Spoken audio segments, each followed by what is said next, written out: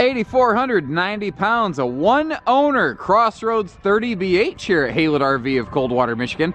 We actually sold this new here to its one and only original owner. They are upgrading to a larger Eagle HT mid-bunk today, and they are trading out an exceptionally well-kept used fifth wheel right here. We've got some bunks in the back, a miniature outside kitchenette.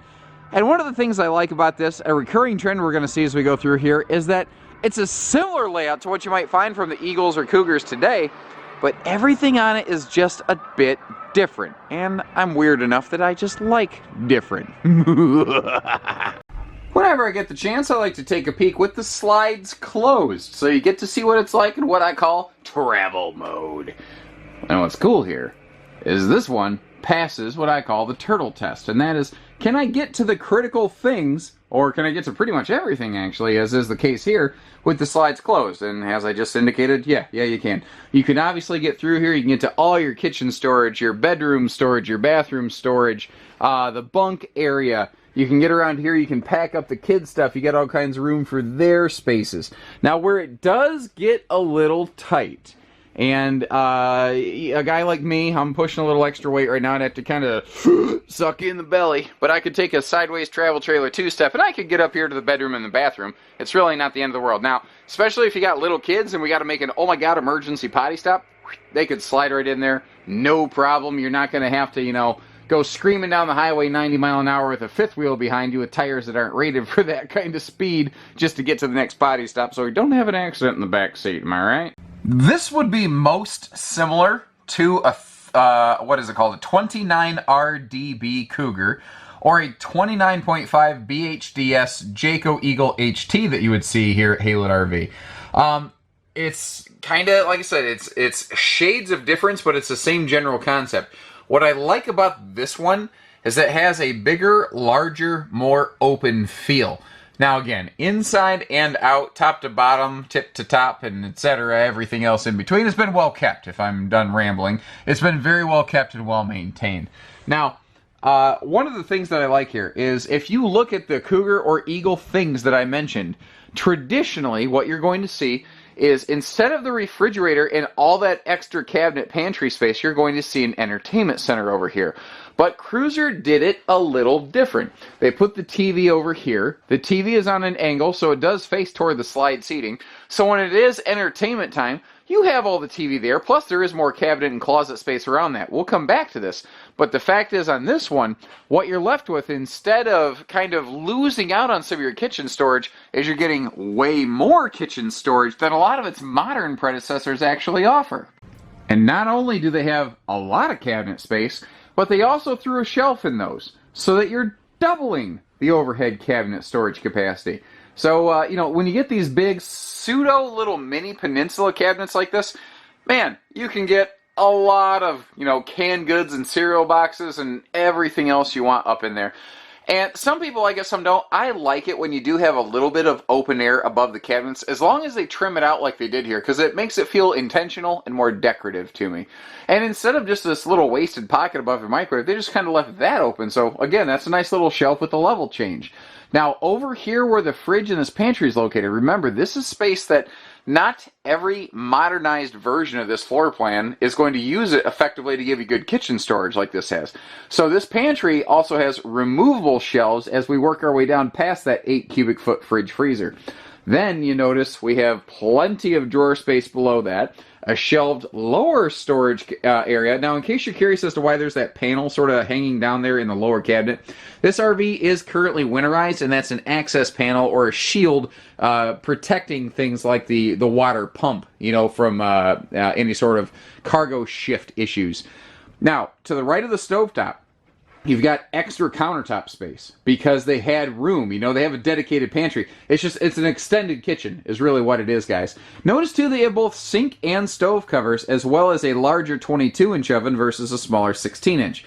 At the time that this was built, like, these are features that you'll find fairly often in today's market, but at the time this was built, they were not common features. This is actually a brand of RV that a lot of the, I guess you call them big boys, the big names in the RV fifth wheel production world of today, they really took some notes from them.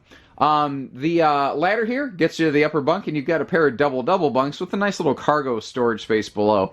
Your bunks are rated for 300 pounds per sleeping space, basically just like the Jaycos that we have today. And then the nice little details of having the power outlets up here for the kiddos on a rainy day. Now, you look at these light fixtures, and they don't look it, but these are all LED because the owners went through and swapped out all the incandescent bulbs to replace these all with LED updates. So, and they also didn't buy the cheap LED updates. They bought some nice ones. And having dedicated storage here for the kiddos to keep their stuff in the bunkhouse instead of bleeding through into the living space, that is worth its weight in gold. And it is worth noting that there is a privacy curtain here for those bunks so that you do have a visual break point. Now, I've got some sunshine screaming in through this window, but these side slide windows do open for airflow. And I want to point out that on both sides of the slide box, they also have outlets so you can keep your phones and stuff charged at.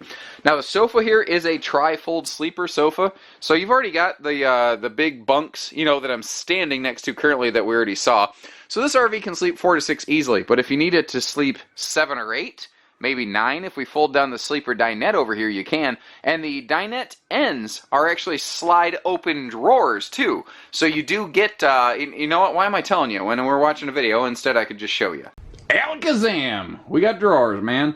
And they pop right open to make getting that storage easy, so you don't have to disassemble the dinette to get there.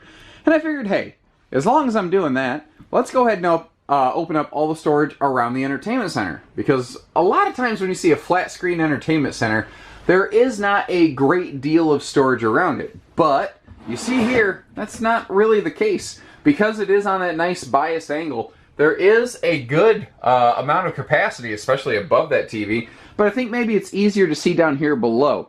All the original owner's manuals and remotes and everything are still present and accounted for, including a little remote control for things like the power jacks or the awning.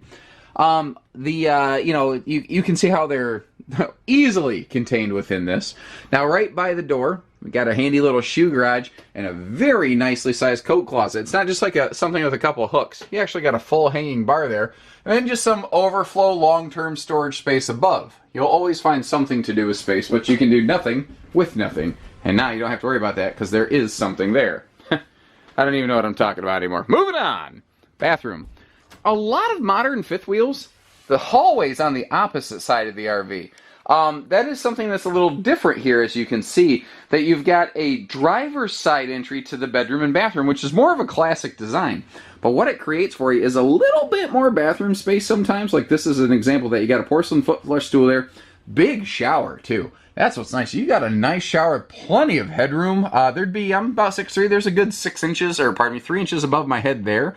So about 6'6" total. And I like this his and hers sort of dual vanity arrangement with an extended countertop space below. So you actually have room for all your, blow dryers and shavers and whatnot. But if I slide in here, you can see all over in this corner, they didn't waste an ounce of space. That's RV Nerdism number 37 if you're paying attention. Not an ounce of space gone to waste because every ounce counts. And they used every ounce of this bugger right here. Whoa, about slipped down that step right there. That is one thing about doors that swing open in hallways, guys. That's why I like to talk about those sliding doors in some of the fifth wheels. Up here in the bedroom, we've got plenty of lighting, but what is neat is there is actually a wall light switch for all of this here, so you don't have to go click, click, click, click, click. This is equipped with a single 15,000 BTU air conditioner, but we do have the ability to add a second air here because it is a 50 amp unit, and that outlet up there, or pardon me, that outlet cover indicates that there is wiring here to put a second air conditioner up there. Now, what they did here in terms of side stands is, again, a classic feature you don't see very often today. You've got normal hanging closets on the left and right sides of the bed, but above that 60 by 80 True Queen bed, we do have a full shelf with outlets on both sides to give you more places to, plug in, charge your phone, etc. And as I take a step in here, you can see that you do have a closet slide out for that extended stay sort of situation where you want the additional storage that you would find from something like a more traditional bedroom slide out. Now, a couple things here. The way that these folks used this was obviously something of like a glorified dresser. They left all the shelving in. They took the hanging bar down, although you can see that they kept it. And that's something I like, is that they didn't throw anything away. They didn't destroy. They just utilized it in a different fashion. but you can see that just like the pantry, those shelves are removable. So if you do want to convert that into hanging storage, you can. Or if you just want to use it for more shelf storage, well, obviously, you have that too. There are a few qualities on this one right here that are still standout features, even as compared to the fifth wheels of today. And a few of those are things you can see, and a few of those you can't. Now, what you can see, very obviously, is how this RV was kept very clean. And one of the unusual qualities of a fifth wheel in this size is that super high gloss sidewall. It's not a traditional low gloss Phylon. It's just a much higher gloss window. Now, this was made when RVs, fifth wheels in this category were first starting to have things like slam latch baggage doors, but they have fully insulated doors. And another thing you're not seeing is that this has a full 2-inch sidewall, kind of like today's Cougar fifth wheels, as opposed to an 1.5-inch lightweight wall that is really still more popular and common today. I say popular not because I think that's what customers specifically look for, but rather that's just what most manufacturers build. It's actually a feature that this and the Cougars shared, is having a thicker 2-inch sidewall versus an 1.5-inch ultralight wall. One's not stronger than the other. This one's just a little thicker. It'll keep a little quieter in the RV, and it'll help keep some of that extra heat from the sunshine out. Now, you can see how clean that pass-through was. These folks took care of their RV. But I do always try to make an effort to be as fair as humanly possible. So with that in mind, I'll take a look up here at the nose cap, and I don't even know how well it's going to translate into camera. You can see a few spots here where it doesn't really look like it was sun fading. These folks actually went down the road a lot. And when you're towing down the road a lot, there's a lot of particulate in the air. You know, sand, dirt, debris. The best way I can describe that is next time you're going down the highway, hopefully from the passenger seat, don't do this while you're driving, stick your head out the window for a little bit and very quickly tell me how raw your face feels. Well, that's what this RV is going through constantly. It's an earthquake inside, a hurricane outside, but it's also getting sandblasted constantly. Well, when you do a lot of towing and you're essentially sandblasting that nose, sometimes a little bit of the sheen from the clear coat on the paint on the nose cap can get kind of worn down. That's what's happening here. You know, the folks obviously kept it clean, conditioned, and whatnot. But if you're going to go towing and going a lot, which these folks did, and I'm glad they actually got to use their RV, that's a little sign of wear that can occur over time. The underbelly is enclosed, insulated, heated. This has a great extended season package. But there's another thing you can't really see, and that is where the underbelly enclosure skin passes an I-beam, they'll actually put a piece of trim on that and screw it together to come as close to really sealing that underbelly as any underbelly kind of gets.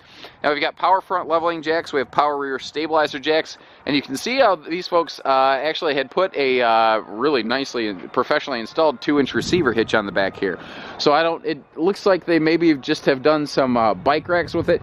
It doesn't look heavily reinforced for towing purposes, so I don't believe the chassis has ever really been stressed. Just looks like they hauled a couple bikes with them.